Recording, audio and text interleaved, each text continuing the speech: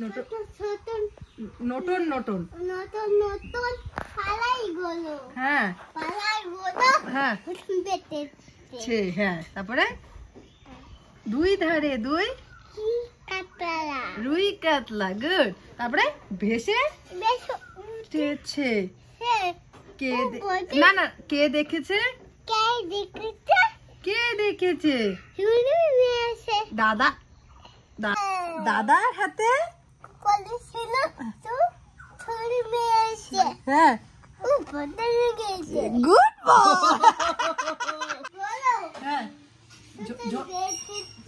হ্যাঁ দুই দুই হাতে লুই কাতলা বেশি ওঠেছে হ্যাঁ কে দেখেছে দাদা দেখেছে হ্যাঁ দাদার হাতে দাদা হাতে হ্যাঁ ছুরি মেরেছে হ্যাঁ তারপরে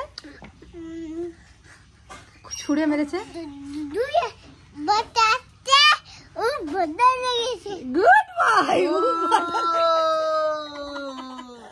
সোনা পাখিটা আমার গুড বয় মাত্র 3 দিন এই কবিতাটা আমি ওকে মানে এমন না যে ওকে চাপ সৃষ্টি করে শেখানো বা কিছু ও যখন ঘুমায় রাত্রেবেলা সন্ধ্যাবেলা বিকালবেলা তখন রাত্রেবেলা সন্ধ্যাবেলা যখন ও ঘুমায় তখন আমি ওকে ঘুমানোর বদলে আমি এইসব কবিতা বলি যাতে করে ও শিখতে পারে আর ঘুমানোটাও হয় তো এইভাবে ও শিখে গেছে বাবা আবার বলো তো প্রথম থেকে নটন নটন বলো নটন নটন পাই গলো সটান বেতেতে ও দুতে উড়তে রুই কাতলা বেশে উঠেছে কথাই বলতে পারে না ঠিক মতো কিন্তু কবিতা বলতে পারে আচ্ছা ও বদলে গেছে ও क्या बात गुड बॉय हमारा এটা গুড বয় ট্যালেন্টেড বয় আর কো বা কো রুই কাতলা বেশে উঠেছে রুই কাতলা কি বাবা তো ঠিক মতো কথাই বলতে পারে না অত ছড়া পুরোপুরি বলে ফেলে এখন এই হচ্ছে আমার ছেলে শিখলো কেমন করে ওটা বলে না হ্যাঁ দাঁড়া চুপ চুপ ওই বাবার সাথে ঝগড়া করি ছেলেটা শিখলো কার কাছে ছেলেটা কার কাছে শিখছো বাবা বাবা কে শিখাইছে তোমাকে কবিতা বলো মা শিখাইছে হ্যাঁ ওটা বলে না তাহলে ট্যালেন্টেড বেটা এমনি এমনি শিখছে না শিখাইছি মা শিখাইছে এটা বলে না এদিক দিয়ে সেদিনকে একটা বন্ধনের স্যার যাচ্ছে ও স্যার আমি বলছি বাবা আঙ্কেল হয় পরে এইখানে আবার ডাকে ও আঙ্কেল ওদিকে আবার যায় আবার হাসে গেল জেঠু না আঙ্কেল বললাম যে আঙ্কেলটা হ্যাঁ আঙ্কেল কবিতা শিখছে দেখি বলো আম পাতা বলো আম পাতা মারবো চাবুক চড়বো ঘোড়া তারপরে ওরে বিবি দাঁড়া পাগলা ঘোড়া গুড তারপরে খেপেছে কি ছিল মেরে হ্যাঁ বন্দুক ছেড়ে মেরেছে মেমকা কি খায় মেমকায় গুড বাই বিস্কুট সাহেব বলে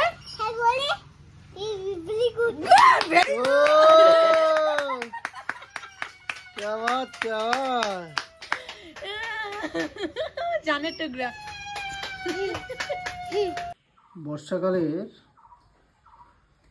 আমাদের ক্ষেতের কিছু সবজি একদম টাটকা সবজি কিন্তু হ্যাঁ এদিকে মৃত্যু কাটছে বেগুন আর ক্ষেতের বেগুনের থেকে আমাদের এই যে বেগুনের গাছটা দেখতে পাচ্ছ বন্ধুরা এই বেগুন গাছটা কিন্তু আমাদের কি বলবো মানে সারা বছরই টুকটাক আমাদেরকে বেগুন দেয় যেটা দিয়ে আমাদের কিনতে অনেকটা কম লাগে মানে এই বেগুনের গাছের জন্য আমাদের বাজারে গিয়ে বেগুনটা খুব কম কেনা হয় তাই না এদিকে বেগুন তো শেষ এই গাছে নেই, তুমি তো আছে, সব আছে। তুলে ফেলছো। ওই উপরে আছে। আর এদিকে নিয়ে এসছি কাকরোল, বটবটি। এই বৃষ্টির মধ্যে কি আর বাজার যাওয়া সম্ভব বলো? যতই রেইনকোট পরো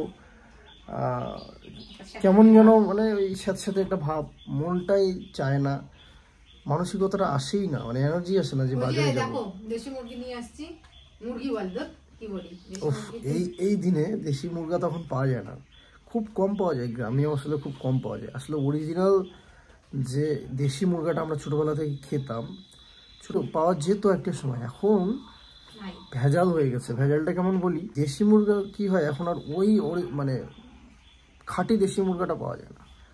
কারণ হচ্ছে না, এখন সবাই ওই চালানি, যেটা সোনালি বলে বা আরও বিভিন্ন প্রজাতির পাওয়া যায়, তো ওই সব পুষে বাড়িতে ন্যাচারাল খায়, দেখতে দেশি মুরগার মতো, কিন্তু দেশি মুরগা না। ওই টেস্টটা না মুখে লেগে আছে এখনও। যদি বাড়ির এখনও ওই দেশি মুরগা যেটা বলে বিক্রি করে যদি খাই, সেই টেস্টটা পাওয়া যায় না। যাই হোক, তারপরেও মৃত্যুকে অনেকদিন ধরেই বলা হয় যে ছেলের জন্য দেশি মুরগা, দেশি মুরগা, দেশি মুরগা পাওয়া, দেশি মুরগার ডিম, মুরগির ডিম সরি পাওয়া যায় না। খুঁজে খুঁজে এই 4টা ডিম পাইছে ও। 4টা না, কয়টা, 6টা না, 6টার মধ্যে কালকে 2টা ছেলের জন্য আনা হয়েছে। আমরা তো ছোটোবেলায় অনেক খেয়ে বড় হয়েছি, মানে এই দেশি মুরগা খেয়েই বড় হয়েছি বলতে পারো, কারণ বাড়িরই থাকতো, তাই না? কিন্তু আমাদের ছেলেমেয়েদের পরের জেনারেশনগুলো দেখো এই জিনিসগুলো পাচ্ছেই না, মানে এই যে অরিজিনাল যে দেশি মুরগির ডিম। আজকে সকাল থেকেই বৃষ্টি, আজকে আর মিস্ত্রি মনে হয় আসবে না, কারণ আজকে প্লাস্টার হওয়ার কথা, আর প্লাস্টারে 1 ফোঁটা জল পড়লেই তো হবে না। এতদিন ছিল জোড়াই, তো জোড়াই তো হয়ে যায়, কিন্তু এখন হবে প্লাস্টার। প্লাস্টারে তো বোধহয় আজকে আর হচ্ছে না, এখনও টিপটিপ করে বৃষ্টি পড়ছে। মাটিও তো বৃষ্টির দিনে কি আর হয়, সম্ভব হয়? দেখো আমাদের বাড়িটা আরও ঠিক আগের মতো হয়ে যাচ্ছে। তোমরা জানো আমাদের আগের এই বাড়ির লুকটা দেখেছো, মানে এই জায়গাগুলো পুরো ফুল ভর্তি ছিল। তখন ভিডিও দেখতো আর সবাই বলতো তোমাদের বাড়িটা এত সুন্দর, এত সুন্দর, কিন্তু তখন আমাদের ছেলে ছিল না, বাচ্চা ছিল না। এখন ওইসব লাগাই যাবে না এইটুক জায়গা, তবুও কেমন লাগে। মৃত্যু বারবার করে বলে যে এটা পরিষ্কার করো, পরিষ্কার, কারণ জঙ্গল, পোকামাকড়ের ভয়। তোমরা জানো যে আমাদের বাড়িতে একটা সময় এই দিক থেকে শুরু করে পুরো ভর্তি ফুল ছিল। একদম পুরনো ভিডিও, আজকে থেকে প্রায় 3 বছর আগের কথা বলছি আমি। শীর্ষ এইখান থেকে থাক না, 1-2টা থাক, যা আছে তো হয়ে যাবে। এটা অনেক, এই গাছটাতে এত বেগুন হয় কি আর বলবো।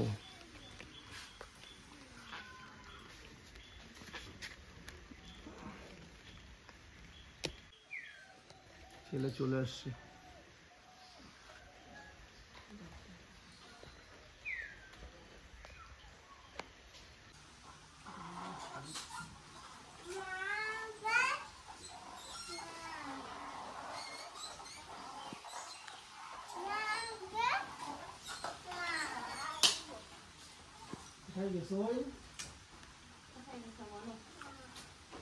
এই যে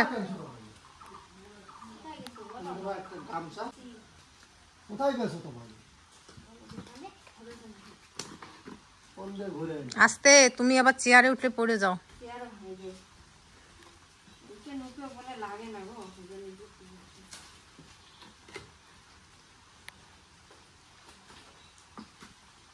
সেন্টার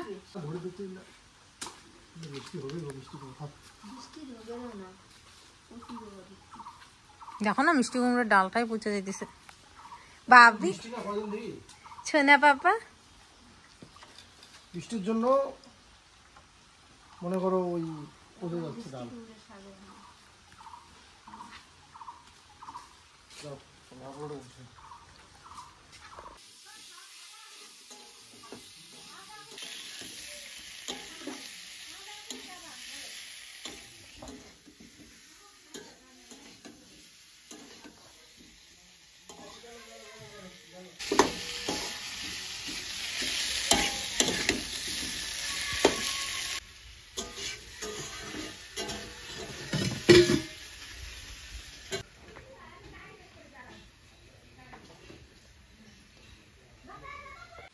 তো জানোই তোমরা যে বড়া দেখলে লোভ সামলাতে পারি না। যদিও তেলে ভাজা জিনিস অপছন্দ, কিছু কিছু জিনিস অপছন্দ হলেও মানে কে লোভ সামলানো মুশকিল, যেহেতু এই কড়াই থেকে জাস্ট একটু আগেই নামালো। তো চলো, এটা হচ্ছে চাল কুমড়োর বড়া, আর অনেকদিন পর বড়া খাচ্ছি। বানাইও না। ওয়েদারটাও খুব সুন্দর ওয়েদার, মানে বৃষ্টি ভেজা ওয়েদার।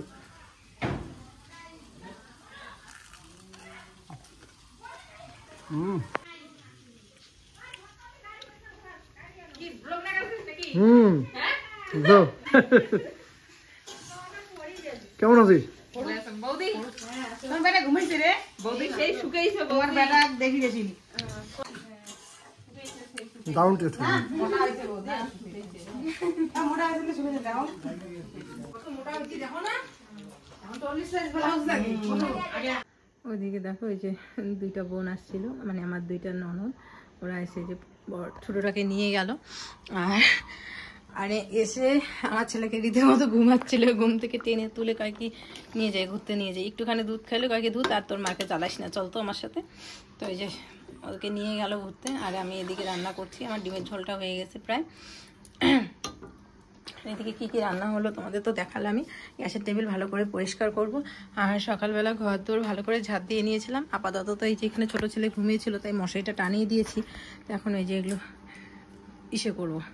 এইমাত্র খাওয়া দাওয়া করলাম, দেখো হাত ধুলাম, আর এখনও থালটা এখানেই আছে। তো খেতে খেতে এদিকে মামির ফোন আসলো, তো গেলাম। আজকে অনেক দিন পর মামির সাথে কথা বললাম, 1 সপ্তাহ পর। এমনিতেও তো সময় পাই না। আর মামি ওরা গিয়েছিল হচ্ছে বহরমপুর, মুর্শিদাবাদের ওদিকে। আসলে গুরুর যে মন্ত্র নেওয়া হয় আর কি, বিয়ের পরে মন্ত্র নেওয়া হয়, তোমরা অনেকেই জানো আর কি, যে মন্ত্র না নিলে অনেক সময় আমার বাড়ি তো ব্রাহ্মণ, তো অনেক সময় কি হয় যে রান্না বান্না খাওয়া হয় না, খায় না আর কি অনেক ব্রাহ্মণরা। তো সেই জন্য মামির এমনি ইসে মন্ত্র নেওয়া ছিল, শিক্ষা মন্ত্র নেওয়া ছিল, যেটা আমারও আছে, কিন্তু শিক্ষা মন্ত্র নেওয়া আছে, কিন্তু দীক্ষা মন্ত্র, দীক্ষা আর কি, যেটা আর কি স্বামী স্ত্রী মিলে নেওয়া হয়, সেটা আমারও নেওয়া হয়নি। আর এই বাড়িতে আমি জানি না নিয়মটা আছে কিনা, আছে, কারণ জেঠু ওরা নিয়েছে, তো আমার ওইটা নেওয়া হয়নি। আমার তানিশের তো কয়েক বছর পর নিব ভাবছি, এখন না নিলেও কয়েক বছর পর নিব। তো মামিও মামা ওরা গেছিলো বহরমপুরে, ওখানে হচ্ছে মন্ত্র নিতে, তো নিয়ে আসলো। এই 1 সপ্তাহ হয়েছে আসছে, আসার পরে এখন মামির শরীরটা একটু খারাপ আছে। তো যাই হোক, এদিকে ফোন করলো, কি রান্না করলি, বাচ্চাটা কেমন আছে। তো দেখে কথা বলতে বলতে ফট করে জানো, আজকে একটা স্বপ্ন দেখেছিলাম, তোমাদের সাথে শেয়ার করব ভাবলাম, আর শেয়ার করাই হয়নি। মোটামুটি তখন ভোর 3টা 3:30 ওরকম টাইমে একবার ছোট ছেলে উঠেছিল। তো রাত্রের বেলাটা আমার তো এরকমই যায়, একবার ও ওঠে একবার ও ওঠে, তো এরকম খাওয়াতে খাওয়াতে আমার রাত্রিটা কাটে। তো 3:30টার দিকে আর কি একবার ছোট ছেলে উঠলো, তখন ওকে খাইয়ে দিয়ে আমিও বাথরুম করে আবার যখন শুলাম, তখন একটা স্বপ্ন এত বাজে দেখেছি, মানে আমি তোমাদের সাথে শেয়ার করছি, যে কেউ একজন মারা গেছে, ঠিক আছে, কিন্তু সে আমার নিজের কেউ না, এতটুকু আমি বুঝতে পারছি আর কি। স্বপ্নটা যে নিজের কেউ না, আমার রিলেটিভ, শ্বশুরবাড়ির ফ্যামিলি দিক দিয়ে হোক বা মামার বাড়ির ফ্যামিলি দিক দিয়ে হোক, রিলেটিভদের মধ্যে কেউ না, কিন্তু তবু আমি কান্না করছি, ঠিক আছে, কান্না করছি। আর তোমাদের তানিশ ধাবাকে বারবার বলছি যে চলো তাড়াতাড়ি চলো, তাড়াতাড়ি চলো, তোমার কি এখনো হচ্ছে না, তাড়াতাড়ি চলো, গিয়ে যাতে শেষ দেখাটা দেখতে পারি, এরকম আর কি কান্না করছি। তো এরকম আর কি বলতেছি, সেটাই আর কি মামির সাথে কথা বলতেছি, আর মামিকে বললাম যে এরকম এরকম জানো একটা স্বপ্ন দেখছি। তো বলে কি নিজের দেখলে পরের দেখলে নিজের হয়, আর নিজের দেখলে পরের হয়, এরকমটা। তো তখন দেখতেছি, আর খারাপ লাগলো যে দাদুর শরীর খারাপ, তোমাদের তো আমি বারবারই শেয়ার করি। তো শরীর এতটাই খারাপ, একসময় মাঝখানে একদিন এমন হয়ে গেছিলো যে আমাদের মধ্যে কেউ মারা গেলে একদম গীতা ঠিতা এই সমস্ত কিছু দেওয়া হয়, তো এগুলোও দেওয়া হয়ে গেছিলো। তো তারপরেও আবার বাড়িতে ডাক্তার ডেকে এনে অক্সিজেন লাগানোর পরে গ্যাস ট্যাস দিয়েছিলো, তারপরে একটুখানি ঠিক হয়েছিল। তো আর শরীর তো একদমই আগে যেরকম উঠে একটুখানি বসতে পারতো, বা নিজে হাতে মানে মাখায় দিত খেত, তো বসে আর কি খেতে পারতো, বা ঘরের ভিতরেই কোমোট লাগানো আছে, কোমোটে গিয়ে বাথরুম করতে পারতো। এখন এটা সেরকমও বাচ্চা বাথরুম, পেচ্ছাপ, পটি সমস্ত কিছু বিছানাতেই, আর খেতেও পারে না। খেতে পারা তো দূরের কথা, মানে মানে এক পাশে যে শুয়ে আছে শুয়ে আছে এইভাবে যে একটুখানি কাত হবে সেটাও পারে না, কেউ গিয়ে কাত করে দিতে হয়, এই কাত ওই কাত করে দিতে হয়। তো খুব খারাপ লাগে। তো আমার মানে ছোট দাদু, মানে আমার যে আরেকটা দাদু আছে ছোট দাদু, সেই দাদুর তুলনায় সেই দাদু তো ডিউটিতেই থাকতো। ওই বাড়িতে আমি যেতাম, দিনে 1-2 বার হলেও যেতাম, কিন্তু বড় দাদুর বাড়িতে, মানে যেই মামির বাড়িতে যাই আমি, মানসী মামির বাড়িতে, দিনে 24টা ঘন্টার মধ্যে বোধহয় শুধু রাত্রিটুকুই আমি বাড়িতে থাকতাম। মামা আমার দাদুর বাড়িতে। আমার দাদু তো বিয়ের পরেই আমার মারা গেছে, দিদাও মারা গেছে, তো ওই আমাদের বাড়ির কথা বলি। আর বেশিরভাগটা সময় আমি এই বড় দাদুর বাড়িতে থাকতাম। ছোটবেলা থেকে আমাকে যখন দাদু নিয়ে আসছে, আমার দিদা তখন রান্না বান্না যখন করতো আমার বড় দিদাকে দিয়ে রান্না করতো, কারণ বড় দাদু তো যেহেতু অফিসে যেত, তো বড় দাদুর মোটামুটি 10টার মধ্যে ওদের রান্না বান্না সমস্ত কিছু হয়ে যেত। আমার এক মাসি ছিল, মাম্পি মাসি, ওই মাসির কাছে, মানে ওই মাসিও এখন নেই, চলে গেছে পৃথিবী ছেড়ে। ওই মাসি আমার কাছে আমাকে রাখতো, বড় দিদা আমার কাছে রাখতো যতক্ষণ আমার দিদা রান্না বান্না করতো। মাসি আমাকে স্নান করানো, আমার মাসিরাও আমাকে অনেক রেখেছে মামার কাছে। তো ওই বাড়িতে আমি বেশি থাকতাম। তো সত্যি মানে ওই বড় দাদুও যদি চলে যায় খুব খারাপ লাগে, মনে হবে যে আমার নিজের দাদুই আবার চলে গেছে। এমনিতেও আমি 3 দাদুর মধ্যে কোনোদিনও এই জিনিসটা আমার মধ্যে কোনোদিনও ফিলে আসেনি যে এটা আমার নিজের দাদু, এটা আমার নিজের দাদু না। মানে নিজের কি, আমার দাদু, ওরা 3 ভাই, যে 3 ভাইয়ের কথাই বলতেছি। মানে সবসময় আমি ভাবতাম আমার 3 দাদু, আমার 3 দাদু, সবসময় আমি বলতাম। খুব খারাপ লাগবে যদি এরকমটাই সিচুয়েশনে হয়। আবার একদিকে কি ভাবি যে মানুষটা এত কষ্ট পাইতেছে, এত কষ্ট পাইতেছে, দিদাও বলে দেখ এত কষ্ট পাওয়ার থেকে চলে যাওয়া অনেক ভালো। কারণ নিজে এক পাশে পাশ করতে পারে না, রাত্রেবেলা দিদার ঘুম হয় না, বারবার উঠে যায়, উঠে গিয়ে মানে পাশ ঘুরিয়ে দেয়। হাতটা এইভাবে রাখলেই হাতটা নামিয়ে দিতে লাগে, খাইতে পারে না, পটি করে, পেচ্ছাপ করে, দিদারও খুব কষ্ট হয়। তো এই আর কি, একদিকে চলে যাওয়া ভালো, একদিকে আবার মনটাও মানে না।